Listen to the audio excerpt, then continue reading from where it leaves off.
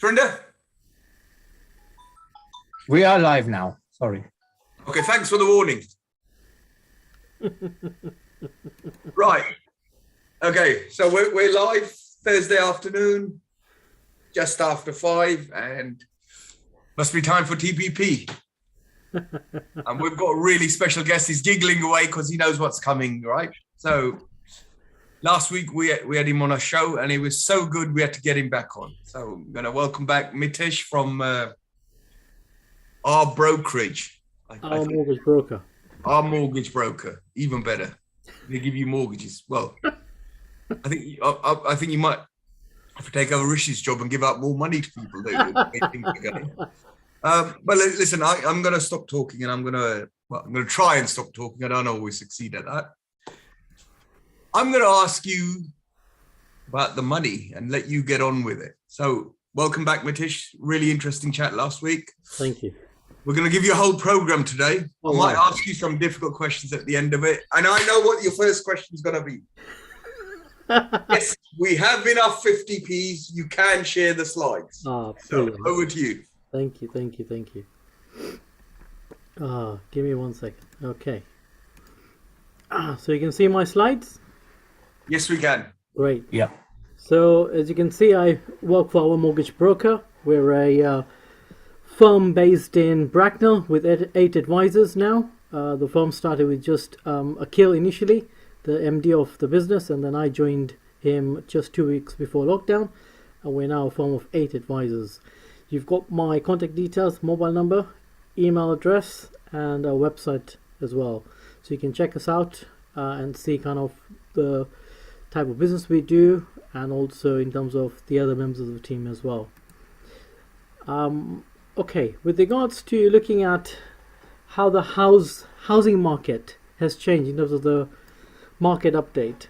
So last week I had an interesting slide about the growth. As you can see, with various websites you look at and any input you get from any of these websites, everything is pointing to the right direction. So house prices have actually risen considerably in the last 12 months, and they're going up and up, with the pandemic and stamp duty holiday bringing about a more volatile market. The Land Registry's UK House Price Index is the most reliable barometer of what's happening to house prices, and it's actually based on actual property sales rather than the asking prices. So I thought I'd put something different this time around. So it works on a 2-month lag, so the most recent figures are for December.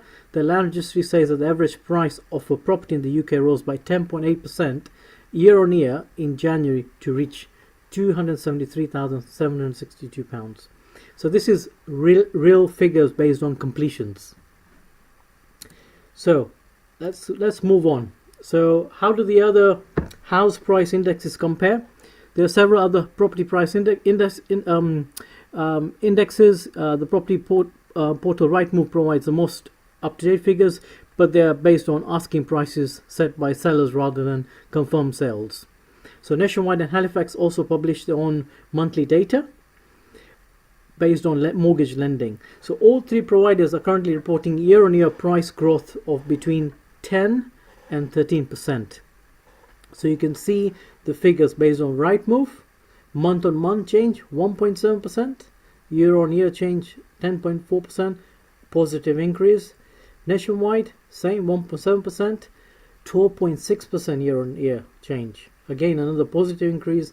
Halifax, February 22, 0.5% month-on-month and 10.8%. So you can see whichever price index you go to, there's growth month-on-month, year-on-year.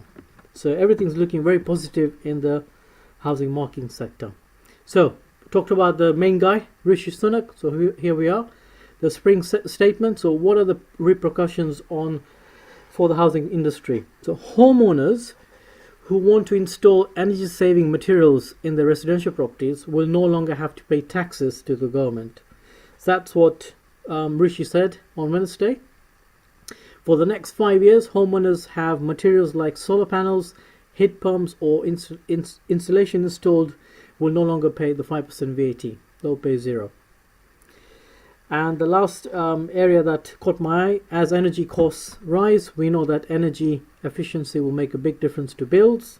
But if homeowners want to install energy saving materials at the moment, only some items qualify for 5% relief, VAT relief, and there are complex rules about who is eligible. I think a lot of people are saying that he didn't really give out too much. He was very cautious about it. Let's see what happens in the next 6 months. I'm sure there'll be further announcements regarding the next move. In terms of EPC requirements, following up from his budget speech, I think this is the kind of the way forward, really, if you're an investor. So what do the new changes entail? So currently, domestic private rental properties must meet a minimum level of energy efficiency, which is an EPC rating of E.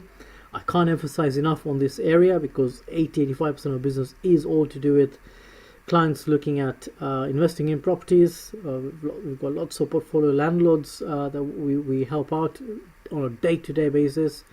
But please just make sure that the EPC rating is currently valid. So check on the EPC register. If it's not, please try and put the steps in place to update that, and also to ensure that you have a minimum rating of E. However, beginning of 2025, all newly rented properties will be required to have a certification rating of C or above. Existing tenancies will have until 2028 to comply. This is quite a hot topic. Literally every single day, brokers are talking about this area. And I'm pretty sure that you're aware that this is a investors market, buyers market, and so this area is extremely important, which is why I keep on talking about this area week in, week out. If you have a property with an energy efficiency rating of A to C, you could definitely benefit with a preferential mortgage rate with many lenders, and that's a very common trend these days. So what's happened to mortgage rates? Wow, it's been a big change. So buy-to-let limited company rates, HMOs, or in personal name, they're circa 2.49. Sorry, in limited company rates are circa 2.49. You're still getting attractive buy-to-let rates of 1.59 in a personal name, but sometimes the stress test is a bit difficult if you're higher taxpayer, so you might not get the full amount of borrowing. Having said that, what's interesting is on the main residence mortgage, when you look at 95% loan to value mortgages that's basically the 5% deposit, rates are starting point 2.39% with the 2-year fixed rate. So they're still pretty attractive at 2.39. At one point there were rates touching 4%, and that was less than 2 years ago. And main residence mortgages are 60% loan to value. That's actually going up, 1.88 to your fixed rate. So residential mortgage rates are significantly going up. Buy-to-let rates are going up, but again, some lenders are very, very competitive in the market. So you can see that there's a big change in terms of the interest rates between the buy-to-let rates and the main residence rates. And leave you with a final quote: the best way to predict the future is to create it. You've got our details there, the email address, mobile number, and our website. And check out our Trustpilot reviews. We've got 8 advisors now. 2 of them will be up and running soon. They're just finishing their training, but there's 6 up and running now at the moment as we speak. We're a very, very busy practice, and as I said to you, bulk of business, at least I would say 70 to 75% of business is working with landlords. And that's me. So, Mitesh. Yes. Got some questions for you. You knew this was going to happen, didn't you? Yes, I am prepared a bit. I had a few glasses of water, and I knew that you're going to start firing questions at me today. As long as there was nothing stronger. So nothing stronger. Not yet. I need to stay awake and make sure that I'm concentrating and not doing more. Just water and coffee, right? Yeah. Here we go. Okay.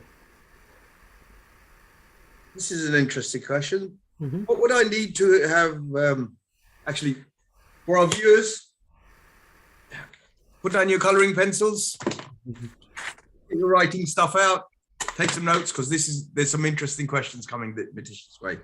Right. What documents do I need to have ready prior to applying for a limited company buy-to-let mortgage? Is that different to a normal It is. It is. So a very good question. So for a limited company buy-to-let mortgage, the first thing you need to make sure that you've got a special purpose vehicle set up in terms of the company setup. It's done. So if you go to company's house, that should be registered there with the right SIC codes that needs to be there. And the best thing to do is to maybe speak to an accountant first, also to make sure that you're setting that up correctly. Alongside that, you need to have your bank account set up, because without those two pieces of information, you technically can't really apply for a mortgage. Because if you think about logically, one of the questions you'll be asked on an application form is your direct debit details. You can't give out your personal direct debit details. It has to be the limited company business account details. So it's very, very important that you do that first. If you're an employed applicant, then generally speaking, 3 months bank statements and 3 months pay slips is sufficient. Proof of deposit, so where the source of funds coming from. If it's a gift from, let's say, a parent, then we will obviously need to look at where that money's come from. Hopefully they're not taking a loan out for you. So it's all these areas that are quite important. The other thing is, remember, if you're transferring funds for the deposit from a personal account to a limited company account, so it's going from a different entity, personal to business, then how are you doing that? Is it being treated as a director's loan? So again, all these areas you may want to sort of prepare in advance before you start looking at applying for the mortgage. And obviously we're basically making an assumption that you've got a clean credit profile so that you attract the right, the best rates in the market. So interesting point there. If I can ask you on that. So limited companies are a separate entity of their own. That's why they have their own bank account. They've got their own limited designation. Yeah. If you're a director, yeah, you lend the company money. That's a director's loan. That's right. If you've got investors who are not directors lending the company money, that's where the deposit could become, i.e., theoretically, it could be your parents. Yes. Yeah, that gives the company money, but they're not directors. That's right. How is that viewed differently by the mortgage company, i.e., if the director lends it or if somebody else lends it? And so some lenders are comfortable as long as it's within the family. Some lenders aren't. So, be treated as a normal gift. So again, the solicitors will do the checks that it's a genuine gift. Gift and deposit letters are prepared, so they have no interest in the security. So those checks are normally done by the lenders and the appointed solicitors. And obviously we would normally do the normal checks by ourselves, but some lenders are comfortable with it. So obviously it's going from parent's bank account to the client's bank account, and then from the client's bank account as a director's loan then. Oh, okay. So it's got to go that route rather than... No, it can. I'm just saying that's what we've seen in the past, but it can happen, because if it's not a special purpose vehicle, a limited company purchase, if you think about a normal residential purchase, that's what normally would happen, is that your parents would just transfer the funds either in advance, near the time. We would probably maybe check the bank statement to make sure the funds are sitting there, or we would see the funds coming in. We just want to make sure that we've seen an audit trail for it. And so that's quite normal. So some lenders are quite comfortable. When it's a third-party source, sometimes lenders aren't that comfortable. Again, it's on a case-by-case basis. But I'm just saying, if it's within family, then generally speaking, it's normally fine. And you said gifted deposit, so that implies that they're not expecting it back. But if they're lending it to a limited company, the whole idea of limited company loans is you get them back. Yeah, so that area can be explored as well. But again, I would say we'd have to look at it on a case-by-case basis, because every lender would have a different stance. Do you have right documentations in place? Are you charging interest? It gets very, very complicated. So again, you would have an accountant involved to make sure the right advice is given. Again, I keep on emphasizing the right accountant, because you do need the right accountant to give you the right advice. And to be honest, when I say case-by-case basis, we know which type of lenders to approach with this type of scenarios, and we would ask them in terms of what would you be comfortable expecting, and it'll be a standard checklist to say, if we can see this, if they, if interest is being charged, we're okay with this, or we're not okay with that, and that's the way we'll be guided. Unfortunately, it's one of those areas that, because it's kind of a niche area, we don't have like a blanket answer for it. That's why we keep on saying it's on a case by case basis, because if for any reason the lender is uncomfortable with a document, they'll could try and say we're not just happy with the case because there's something within this documents you've provided that doesn't add up within our criteria. So everything else is fine, but because of the proof of deposit doesn't fit the lending criteria, we may have to decline the case. So that's why I keep on saying that it's on a case by case basis. Or you'd have to find another lender, which is what you guys know. Yeah. That's what this is a situation where we have is a spoil for choice. We'd have to explore the market and see, and we know kind of where to go to with regards to this type of inquiries. And in reality, we sometimes don't even need to pick the phone up, an email to 4 or 5 lenders, and within 24 hours we will know where we stand. All right. And you talked about a checklist. Yeah. I'm going to give you a little job. Yeah. Can you prepare a checklist for our guys? Yeah. Is this something you want to get done for next time? Well, yeah. Next time you're on, we could discuss that. So yeah, sure, we can do that. I think if I can give you some homework. Yeah. I mean, it's a good idea. I think the checklist would be good, because if you're self-employed, it'd be a different checklist. So it's a very good point. Yeah. Let's start with one. You can pick your favorite one, and then I'll push you for the others. No, right? It's fine. Yeah, it's a good idea. Okay. Good idea.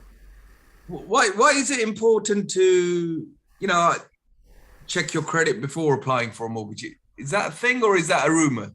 No, it's a thing. So you'd be surprised the number of times where we ask the question to a client to say, you've got clean credit, nothing's wrong, and we perform a credit check. So that's normally maybe 2 to 3 weeks into the inquiry. And I say 2 to 3 weeks because you started with inquiry, there's the checklist that we provided, then you're thinking, oh my god, I have to get all this information together. Then there's something called a fact find, which means I need to understand more about your personal details. You fill all that out, and what tends to happen is when you fill up the personal details, the fact find represents almost 80 to 90% of the information that the lender is going to ask you on an application form. And that's probably at the time when you're doing an agreement in principle. So an agreement in principle, the way I look at it, is more like 80% of an application form. So it's 80% almost the information that's gathered, which allow you to do a credit check, and on that basis you'll know whether you can place the business with the lender or not. So the credit check does 2 things. One is that it understands whether the lending you're applying for is going to be granted in principle, based on the numbers and the rental income and so on. And the other thing that it does is this is a background check on you as a person, and the company as well if it's a limited company. Just make sure there's nothing registered against you. And this is where sometimes we have a problem. So if you don't know that there was a default registered against you by a water company because you decided to move house 2 years ago, and for some reason there was one payment that was left as a final payment which wasn't settled, and because you'd moved out, you never had the correspondence coming through the door, and suddenly the water company sort of registered a default against you. And sort of these things are very, very common. So that's why sometimes what we say to clients is that if you download your credit file from a website called checkmyfile.com, it's going to be extremely useful for you and for us, because what that file does is that it provides data that's held against you on 3 different credit reference agencies. Not just one, 3 different at the same time. So that's Equifax, Experian, and TransUnion. And these are the 3 credit reference agencies mainly used by most lenders. Some will use 1, some will use 2, some will use all 3. Some may use others in the background as well. So as long as the data is looking okay, more than half of the job's really done. Because when you download that credit file, it'll tell me a lot of things. It'll tell me your full name, it'll tell me your address where you're staying there, it'll tell me whether you're on the electoral roll. All these things really help or make a big difference when you're applying for a mortgage. And the biggest thing is your outstanding balances on your mortgages that you've got in your personal name. All those will be listed. It'll tell me the outstanding balances, when you took it out, and it just helps a great deal. And apart from just mortgages, you'll have things like your unsecured debts. So your store card with Next Retail or a credit card with MBNA, all those will be listed. It will tell me the balances and all that on there as well. So it makes a big difference. It makes a huge difference in terms of the broker's life, because if you fill out information on the fact find which is incorrect, I can marry that up with a credit report, and then I can make the alterations when I'm performing the credit check. Because remember, sometimes systems are quite sensitive, so you need to make sure accurate data is captured so that you get the right decision. And the reason why I say that is because sometimes what happens is that if your data is slightly out, then the lender system will refer the case to an underwriter straight away rather than accepting it. And what that does is it delays the process by maybe a day or two, which you want to try and avoid. I know I'm getting a bit too technical, but that just gives you an idea in terms of why it can be so important. No, get as technical as you like. Yeah, so basically you're saying find the problems before they do. That's it. That's what I'm exactly what I'm trying to say. Okay. I like the next question. So no, that's I'm just looking at check my file. Interesting website. I might have to do this afterwards. And I really like the next question that they've sent in. Okay. It's one after my own heart. Yeah. If I haven't got any money, yeah, can I get 100% mortgage? Yeah. If I have an insufficient deposit. Right. So, as a rule of thumb, we would say that 95% mortgages are available on the market. So that's for residential purposes. For buy-to-let, you can get away with a 15% deposit. So in the past, everybody sort of had the idea that I need a 25% deposit to get a buy-to-let mortgage. That's not right. You can get away with a 15% deposit nowadays, as long as the rental income is enough to meet the borrowing amount. Now on the other side, if it's a residential property, if you're struggling for that 5%, you can have it as a gifted deposit from parent. If your parents got a property and there's equity in there, there are some lenders that do guarantor mortgages as well. So whatever the shortfall there is, they could take a charge. Sometimes they can take a second charge on the parent's property, grandparents' property, if you're really struggling. So there are ways and means around it. Again, can get very technical. We would say obviously the parents then need to take out independent legal advice. So another solicitor will be appointed to make sure they're aware of what they're doing. They're providing their own security, to make up for the shortfall in the deposit. So obviously the security could be at risk. It's just, as I said to you, there are options out there. It is not a regular transaction, but if we came to it, then we can explore those options for clients as well. I'm liking this. I'm liking this session because you're basically saying, yeah, we can find a way. We can find a way. Sometimes if there's assets in the background between clients and parents, grandparents, siblings, sometimes there's kind of always a way around it. It can get tricky. I mean, I haven't even talked about second homes and things, but so you're living in the parents, move out, still keep the mortgage on the parents' property, moving out with the girlfriend, getting a new property. So you end up having two mortgages. All these things can be done. Yeah, you're giving everybody ideas moving out with a girlfriend. As long as they don't tell the wife, they'll be all right. No, I didn't say that. Right? No aspersions there. Right. Next question, and obviously I could have written these questions. It seemed to be really great for me, right? This is another one following on from the last one. Okay. We talked about bridging loans last week. Yeah, we did. Yeah. Yeah. Can I apply for a bridging loan without a deposit? I'm really pushing the boat this time, aren't I? Yeah. So I think last time I mentioned this whole idea of if you've got assets around, then technically anything can be possible. So we have lenders out there that if you have assets in the background, you can look at a second charge and even a third charge on a property. So if you have assets in the background and you're tied into a mortgage on a first charge on a 5-year fixed rate, you're thinking there's no way I'm going to break this deal because there'll be a 10 grand penalty. I'm short by 20 grand. What do I do? There are options. So you can do a second charge, a third charge on the portfolio, and the lenders out there. So if you're stuck for anything below 50,000, here and there's a way there are ways you could raise it, but as I said, so in short, the answer is yes, as long as there's assets in the background for us to play with, because there's equity in the property, then there may be a way around it. And with some lenders, will say, look, we're taking a second charge or third charge, but it will be without any early repayment charges. So you know what, 6 months down the line, if you need to clear it off, clear it off. You're Without any what? Sorry. early repayment charges. So there's Okay. no penalty on paying the mortgage off early, the second charge or third charge loan. Again, as I said, I'm being a bit more technical. You know, some viewers might find this a bit too technical, but what I'm saying to you is that there are ways and means around it, as long as there's assets in the background to get away with not putting cash as a deposit for a bridge finance loan.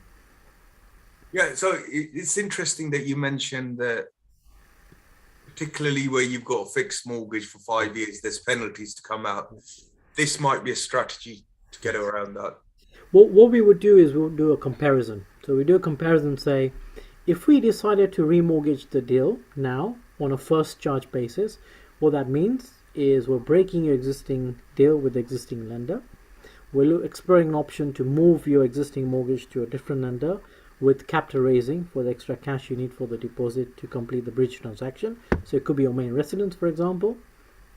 And we will compare that to an option where you keep your existing first charge mortgage, then you approach a second charge lender who will then give you the amount you're actually looking to borrow, and their charge will sit above the first charge lender. So that way you're not paying a penalty. So we'll explore the two and compare and see which one sort of is more cost effective. When you say sit above the first charge lender, so the first, as the name suggests, Yes. first charge goes first, second charge goes second. Yeah. Well, second in line to be paid if something happens. Yeah. So yeah, that's where the name comes from. Right.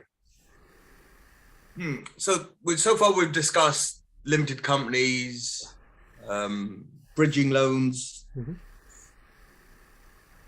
People looking at those, and you've obviously given some good news in that we don't need all the money there, and it's doable. Yeah. Do the lawyers get in the way? Should we get specialist lawyers to deal with that sort of stuff, or are the guys going to say no, you can't do that, mate? And then You know what? It's an area that we could spend an hour on it, just as a conversation on lawyers, because every lender, especially in the limited company space, has got a different criteria about lawyers. So let me try and see and break it down very simply. If it's a purchase transaction and you appoint a lawyer, and that lawyer is on the panel with the lender, then the good news is that the same lawyer will act for you, and they'll also act for the lender. There's only one lawyer in the transaction. If it's a remortgage, there may be some more good news in some lenders, where if the lawyer you want to appoint, rather than the lender appointing a lawyer themselves, can act for you and the lender as well. Again, that will save you cost. So that's on a remortgage transaction for a buy-to-let. So this is what we call dual representation. One lawyer representing you and the lender. Separate representation means one lawyer for you, one lawyer for the lender, which means more cost in a nutshell, and potentially more time spent in the transaction, because lawyers have to communicate with each other, make sure the work's all right, ticked off, and so on. Having said that, there are certain things I would say as a rule of thumb that would be good for you to be aware of. So don't be too stuck on the choice of the lawyer at the outset. Speak to the broker. Be a bit more proactive and ask the question about the lawyers at the outset when you're approaching with inquiry. Why? Because apart from the fact that you pay higher stamp duty on a limited company transaction, and the fact that the legal costs are normally higher compared to normal conveyancing on a residential purchase or remortgage, sometimes you get away with free legals with a residential remortgage, you need to account for the additional costs that comes in that transaction. So one of the additional costs that sometimes clients are not aware of is that because you're buying a property in limited company name or doing a remortgage, a lender will probably insist that you take independent legal advice as a director of the company, and also you provide personal guarantees. All that happens after the offer has been issued. So the solicitors will turn and say to you, I've done most of the work, by the way, we're 2 weeks away from completion, I need you to do this. And you're thinking, what is this? Why all of a sudden 6 weeks, 8 weeks down the road, you're now saying to me, I need to take independent legal advice and need to pay for that on top of what I've already paid you, and you can't do that? I have to go and find another lawyer to do it? And so all these things you need to sort of really be aware of at the point when you're doing this transaction. Sometimes some firms will say, we'll do the whole lot. I'm the convincer. We've got 5 other partners in the firm. One of them will provide you the independent legal advice. Not a problem. Charge you, 250, 300 pounds for it. Not a problem. Some will charge you 500. Who knows? The pricing structure varies. It's a very complex area. We try not to get too involved in it because the way I look at it, it's a variable cost. If you ask me a question, how much it will cost me, I can't give you a straight answer. If I ask the lender to say how much it will cost, they'll say there's 20 guys on the panel, 20 companies. They all charge differently, maybe. I don't know. Ring all 20 of them.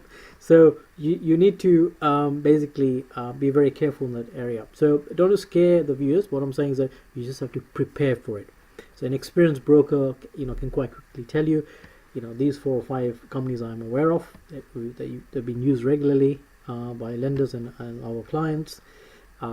If you said to me that I'm appointing a law firm for conveyancing where there are more than 3 partners in the law firm, registered partners, approved partners, the terminology sometimes that they use is SRAs, and the company is CQS registered. That's conveyancing quality scheme. They're part of the law society. All these areas is what kind of sometimes the lenders are looking for, depending on which lender you go to, which is why I said to you, sometimes it's hard to give a blanket answer on some of these areas. But as a rule of thumb, I would say if you go by this as a guide, then there's a very good chance that that particular solicitor will be on the panel. There are some specialist lender, however, that have a closed panel, which means if you wanted dual representation, then unfortunately you have to pick out of those 10 or 12 lawyers that they have. Now that applies also with, if you go for, again I'm going to add something on top, a Sharia law type of mortgage. So specialist lawyers, unfortunately it would be a closed panel because some lawyers have just had a transaction for an international client on the 11th hour. So it's just saying can't help you, and we're like, you knew about this 3 months ago. We told you the name of the lender. Why didn't you just say it there and then? We didn't have to then run around. Unfortunately, my client flew into the UK. Within 40 hours, she's out of the UK, and then she gets a message, just the day before she's flying out, saying, "Unfortunately, yes, we've received the offer, but we can't act now." So we had to get involved. I looked at the lender's criteria. I knew that there will be a closed panel, and hopefully, I'm lucky enough that one of the law firms we're closely working with, I was actually on the panel, so they were more than happy to take the case. So literally within 4 hours, the time difference, the case has already been appointed by another lawyer, files are being transferred, and they already started the work. But it just doesn't make any sense in terms of the lawyers knowing that if it's a Sharia law mortgage, either you can act or you cannot act. So that's what I'm saying, that I'm giving a very extreme example, but it's good to prepare for yourself, which is why whenever it comes to conveyancing solicitors, it's always an area of interest for me, especially because for us we see obviously the full picture all the way from the start of the inquiry to completion, so we know exactly what sort of things go wrong and where clients are sort of getting frustrated after they get the offer, thinking, why is this taking so long? I spend 4 or 5 weeks with a broker, now I'm spending another 5 weeks 6 weeks with a law firm, asking all these questions. It is one of those things. And then just to round everything up, every law firm will have a different way of working with you. So what I mean by that is, some law firms will say, we need to have a mobile phone. If you don't have a mobile phone, it could be a real problem, because we do things using mobile phones. So you need to punch in this and punch in that, and you get stuff on a mobile phone. And so everybody's very, very different. Some will say emails is fine, or we'll give you a login, and then this is how you need to work. So everybody is very, very different. So sometimes you have to sort of try and find out how these law firms work. So some of them are what I would say is very digitalized. So you have to really just be very careful in terms of which law firm you pick and choose. So sometimes I said to you, it's always best to ask those extra questions. Say, how do you work? So your initial client care letter that you provide, or when I have to pay you fees initially, how do you actually work? Do you just send me an email and then suddenly they'll say, no, this are the steps. We'll send you a link. You have to log in, create a password, and you need to have a phone, a mobile number, and you think, oh, okay, I get it. Maybe this is not the right law firm for me. I need to get somebody who's a bit more simple. Oh no, I like it. It's pretty slick. Everything's digitalized. I know kind of how it all works. So you have to then make your mind up based on that as well. Again, the reason why I'm bringing this topic up again is because I've got clients have come back and complained to me to say, oh, it was so difficult. It had to be done by phone. Without the phone, I was traveling abroad, and my mobile phone, wasn't accepting this, and I had to wait, and then 3 weeks delay until I came back to the UK. I'm thinking, what can I do? It is how they work. So those sort of things are very, very important. Again, just one extra question. And the way I work, and I'll be honest with you, I always look at three or four steps ahead in the transaction. So I'm always thinking, we're at this stage. Can anything go wrong in the next 4 stages? I'm going to bring it up now. So because it's all up, because I know the timescales, and you're sitting there thinking, oh, mortgage is approved, another 2-3 weeks, job will be done. Sometimes it doesn't work like that. So it's important that you understand the steps along the way before completion happens. I was going to just let off a little swear word there. I thought party wall surveyors were bad, but careful how you say lawyers, and hopefully Rima's not watching this program. No, I'm just generalizing the whole subject of. No.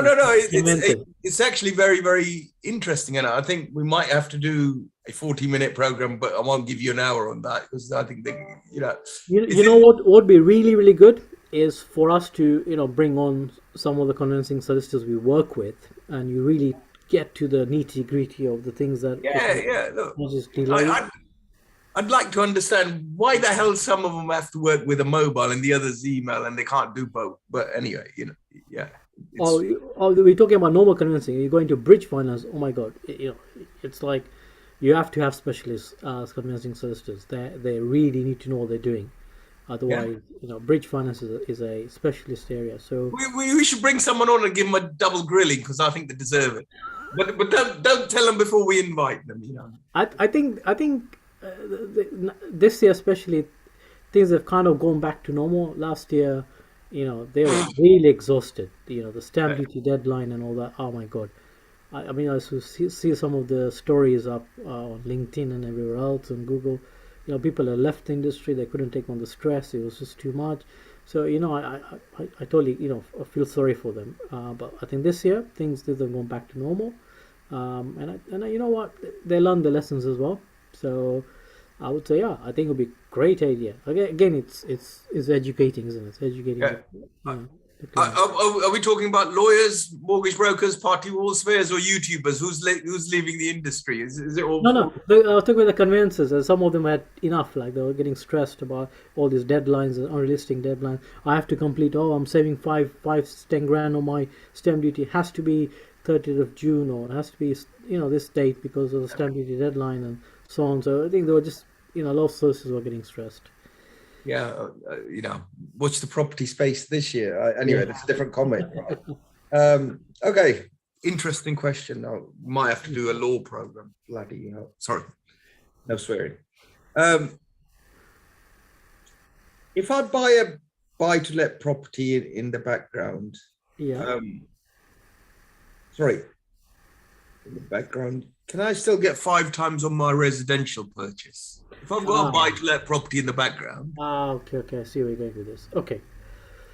So this is where you have some first-time buyers that turn around and say to you, I've seen on Google or I've heard from my friends when I went down, the pub, we're having a drink, and they said, I go 5 times or I go 5.5 times the income as a first-time buyer with a 10% deposit. And you're thinking, oh my God, I've already got a property in the background. Can I get that? So again, I mentioned this whole idea of a case-by-case basis, and I say that because of the fact that Forget 5 times, forget 5.5 times. I've got lenders that can do 6 times as well. They can do 6 times lending. They could lend you if you had all income from properties, 10 properties in the background. You're doing a tax return showing 50,000 a year on rental income. They could do it in 6 times your income multiplier to buy a residential, to get a residential mortgage. However, when I say case by case basis, they look at other areas. So married with children, how many, childcare costs, school fees, living inside London, outside London, inside the M25, outside the M25, all these areas. Are you paying a student loan from your payslip? Is there a deduction about a student loan coming through? Small areas that make a big difference on lending. So what I would say is that don't be too stuck up on what you hear or what your friends tell you.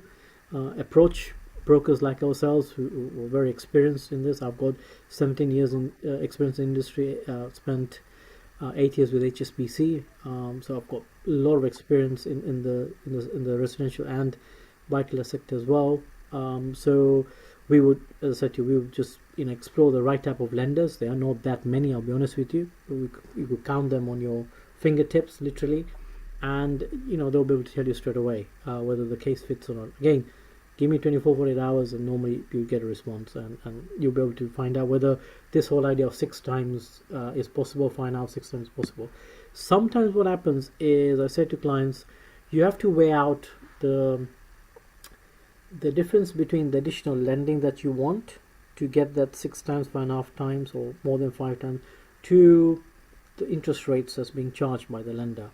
And then you have to make a judgment call to say, if I lock in for 5 years, I'm getting this high rate, but I really want that dream property. I need that extra 30 grand to make this work. Then go for it, if it's affordable. If not, then try and stick to the 4.5 to 5 times income multiples, and then it just opens a wider market for you to choose from. And that's just, some honest feedback. Nice. Okay. So what's the price, I guess? Surprise. Yeah, because rates are going up, so you might be shocked thinking, yeah, but you know what? A month ago, I saw rates at literally a month ago. Yeah, in the last month, oh my God, Bank of England base rate's gone up. We were at 0.25%, 0.5%, 0.75. So much has sort of changed. Fuel prices have gone up. So you know what? A month is a very long time in the industry. We're not talking about fuel prices. We're going to spark people off. Yeah. But you see where I'm going with this. This is why we do this in Zoom and not in person, because we can't afford the fuel. Srinder hasn't got enough 50p's. Okay, we're gonna think a little bit bigger now. We've thought about no money. Yeah. And this viewer's obviously got a shilling or two. Yeah, shilling or two. So they're saying, can I do a buy-to-let on a block of flats? Can I get a mortgage when I split the titles? Oh, so thinking big. Let's think a bit bigger. First-time investors, first-time landlords. They're living at home with parents, and they're asking me questions like this. No, that's not me. I'm not asking you that. That's not my question. I'm saying to you that I've had clients like that. So they're like, my first I'm thinking, seriously, you don't want to go for a normal 2-bedroom? No. I've got plans. I'm thinking you're splitting. I'm like, really? Actually, if it was me, I'd admire the courage there. Go big. Why not? Go for it. So first one, I'll split the title. I'm thinking of this, and I'm like, what are my options? I'm like, wow. So first go for it. Yeah. I'm like, I'm like, you know what? If the rental return's great and you think you're gonna make money out of it, why not? And you go there, and then sometimes you go clients saying, you know what? In 5 years down the road, if this project works, I don't need to work. I'm like, oh yes, very good thinking. Very good thinking. So in a nutshell, it can be done. So we have lenders who will provide you on a mortgage for a first-time landlord on a block of flats on one title, and the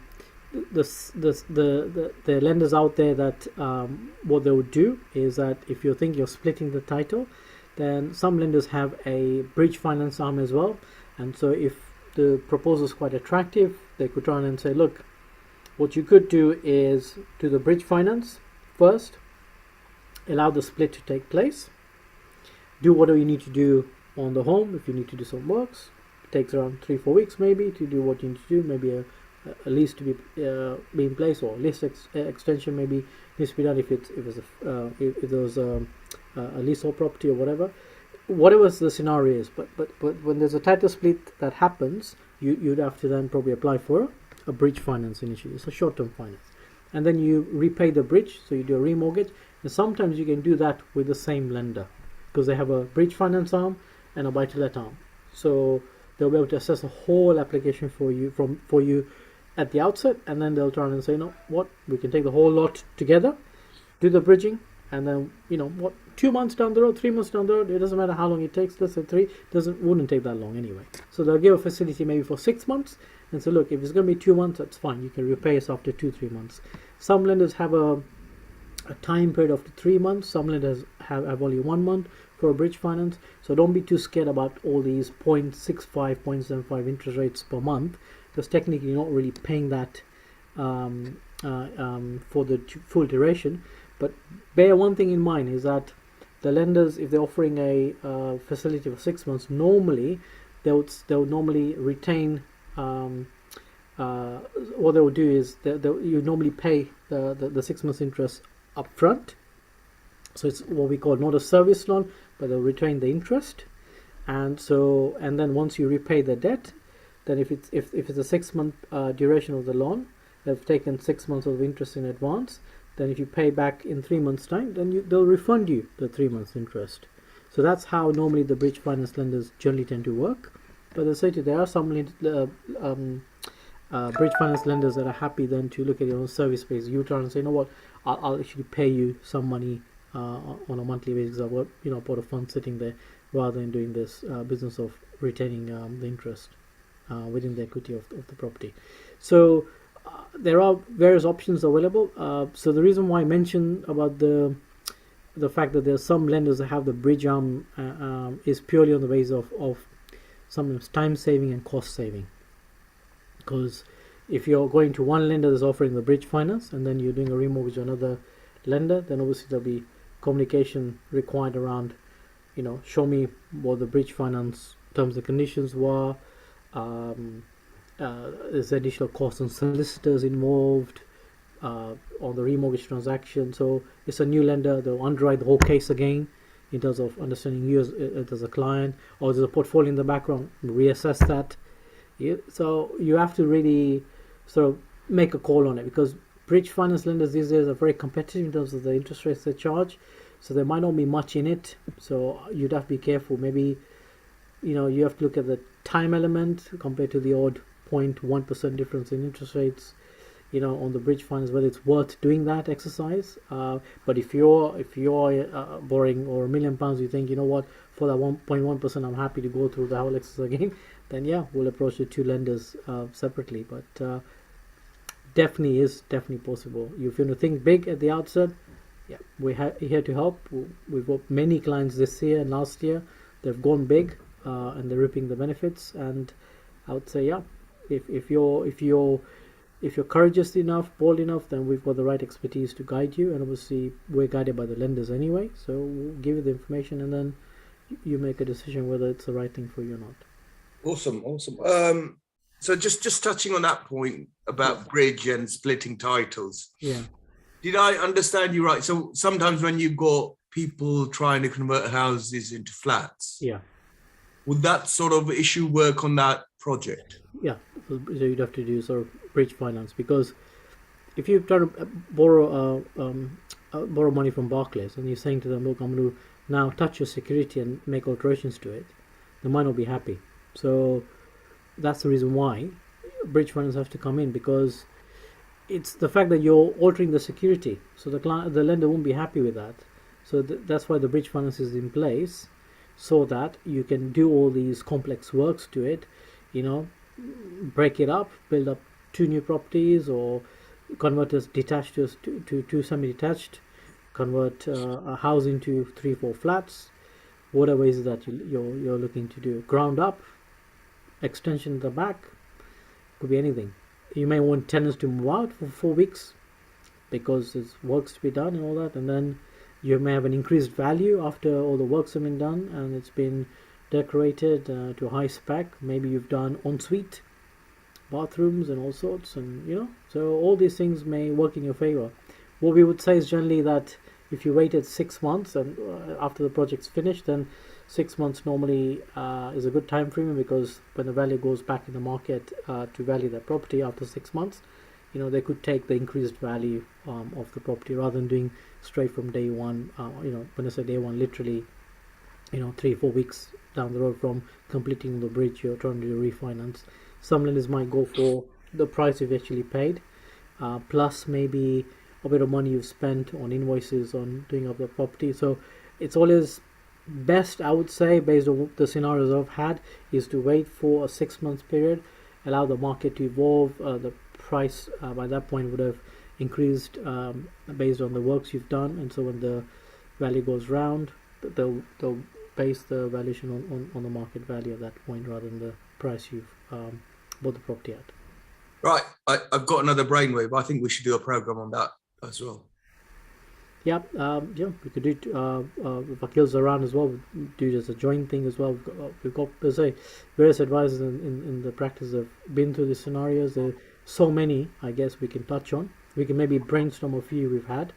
Yeah. Very, very interesting ones. So say bridging, or letting out, refinancing. Yeah, because what you described there in terms of putting an extension on, and that for me that's a relative minor work, but you're saying be careful because you're changing the lender's security and they won't like it. And I don't think people always realize that. They think you know what they don't realize is one more worrying is that they don't actually ring the insurance company. Yeah.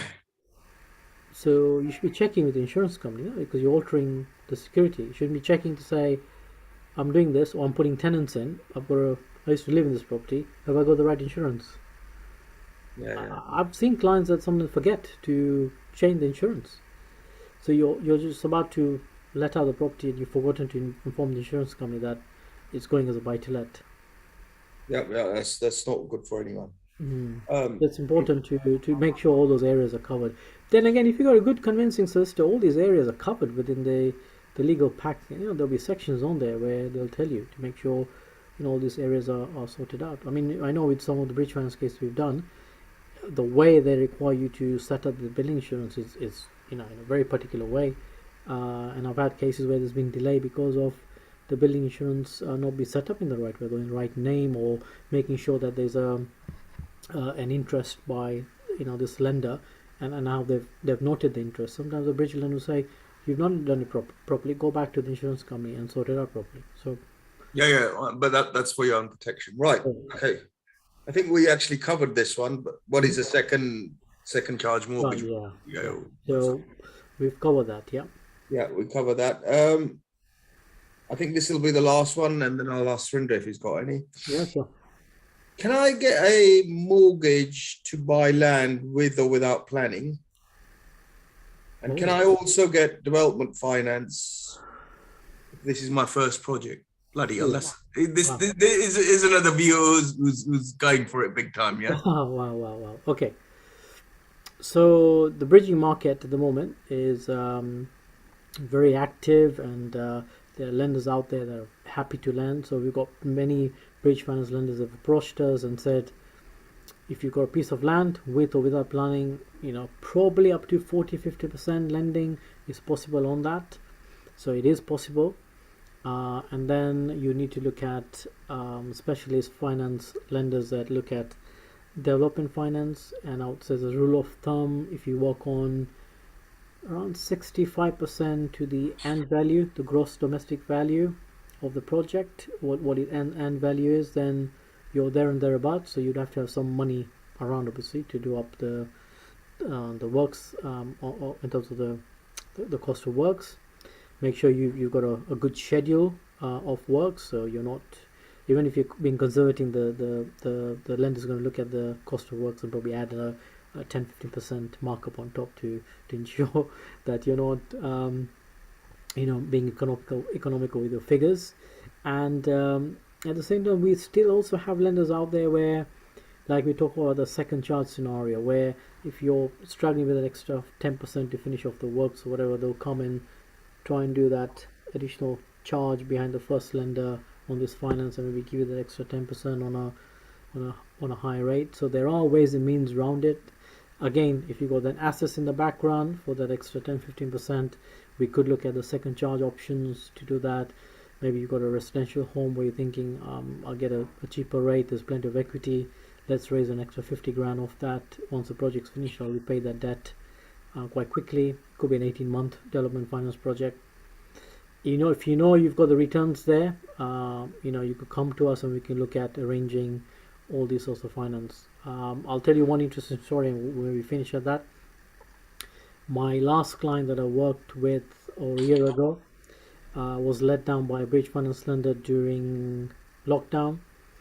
Then the government obviously announced the whole idea of CBILS funding, the government funding, the coronavirus business interruption loan schemes. And some lenders then were providing those, and those bridge finance lenders were happy to do that. So there was only very few lenders out there that were doing development finance on that basis, which basically means you're not really paying for the interest for 12 months, and also your legal cost and services costs were refunded on completion as well. So I had one client that we ended up getting an offer on the table. In fact, we managed to get 2 offers on the table, which is quite rare, with 2 different lenders. So they were trying to they had enough time to start the project. They're holding on to the asset. And what happened in the end is, when you worked all the numbers out and there was a good deal on the table, he didn't have to borrow too much. We had to restructure some of his finances. There was assets in the background. He was short on cash for sure. But after working with him for a good 6 to 9 months, once he got everything approved, the offers on the table, we worked out on average at least 150,000 saving on the project. Wow. Because he managed to get that CBILS funding. We had to go through the pain together, because obviously there's all those question marks around, whether it's going to work or not, or whether the figures will tally, because the market was a bit wobbly, coming off lockdown and things. You're thinking, are they going to, go for that figure that I want, because that 65% is very tight and all that. So lucky. It was slightly outside the scheme by 2 or 3%. The lender was happy, took a discretion and said, look, happy, the security is in a good location, the market's picking up, we're happy with this. So we didn't have to look at the additional second charges and things like that, but we had a backup plan for him. So a lot of time got invested for the client. It was a good location as well, so in London. So very happy client. Just spoke to him a month ago. Clever client like me, planning 6 months ahead. So project's going to be completing 6 months, thinking of his options now. So anything is possible like that. It takes more time for sure. You have to have the patience, because you're inexperienced. Obviously, you're not aware of kind of what questions the lenders will ask. There's lots of form filling, lots of costings to be done, the right type of architect, the right type of planner, planning permissions, project manager. You'd have to make sure that you've got the right setup, and for sure, if you're going to go down the route, that can be possible as well. Might have to do a development program as well.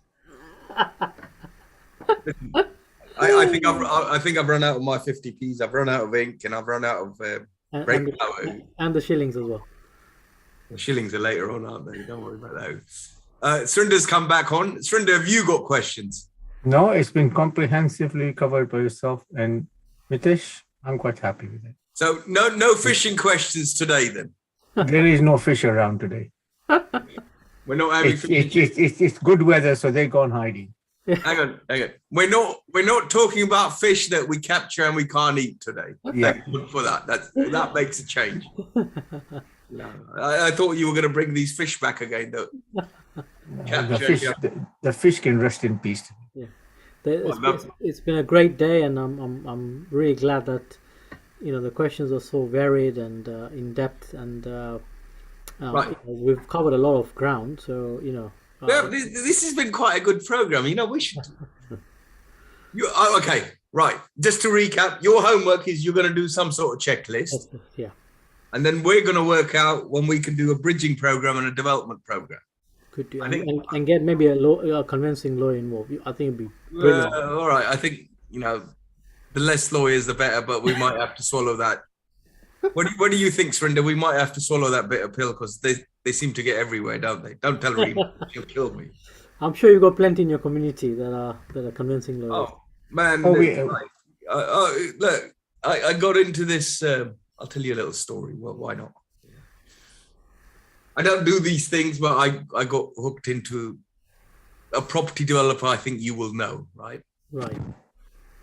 They bought a development site. Something went pear-shaped there, and they actually had to buy an extra piece of land from the neighbours that they didn't notice, right? Right. So, because we get this in party wall of law, I said, you're going to need 2 lawyers. I said, that'd be all right. So it turned out they needed 2 lawyers. They needed one for them and one for the other person.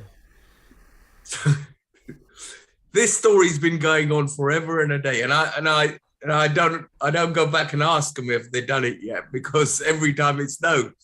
So they haven't managed to transfer this piece of land, and one of the stoppers. And you talked about the lawyers. Yeah. Usually, and it was an interesting comment on 3 offices, 2 offices. I.e., they can get another partner, and we've had. That's right. I've known people where they've had solicitors say, "Yeah, okay, it's all right. We've got another office that can take care of it." Right. Yeah, that's right. Yeah. Every time I've checked, and I've stopped asking these guys now because I dread to hear. They've dug the foundations, done the buildings, done everything, and this land transfer is yet to happen. So, oh wow, be aware. And you know what? Usually when you're talking about land disputes and rights away, yeah, the big hurdle's the negotiation and people not wanting to sell. Yeah. And it was the damn lawyers this time, so enough said about that. But yeah, we might have to call the lawyers in as well. Yeah. Surinder, can you believe it? Well, we'll get them all in, so long as you can keep the peace. Well, I think you might have to keep the peace because I'm going to have to bite my tongue if we, apart from Reema. Anyway, I'll ask a couple of. I'm sure you got a couple of friends that are. That's why I'm always saying I've got a couple of lawyer friends. I've got loads of lawyer friends, but I don't talk business with them. That's why they're still friends. Let's finish. Fantastic chat. We've had a good program, so thank you for your time. Thank you. Put your details on the screen again so people can get. Yeah, sure. And it was really interesting to hear you say you've got 8 years of HSBC. 8 years, yeah, 8 years. 8 years, so fantastic. So you've obviously done the stuff. I've come through like the proper training that you go through within the banking system. So you really are put through some very structured training, observations, compliance, and everything. So I must say I've no regrets spending 8 years within a banking sector because you learn a lot. You become more grounded. So when you come out of that sector, going to the brokerage sector, you take all those the good bits with you. Great. And we'll have to give you some PowerPoint training by the looks of this. That's a different subject. We won't get into. Surinder's going to have a go at me now. You need to speak to Akil about that.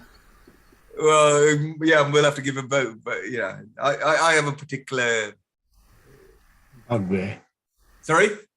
A bugbear.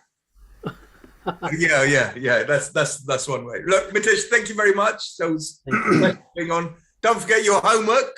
Yeah, I will.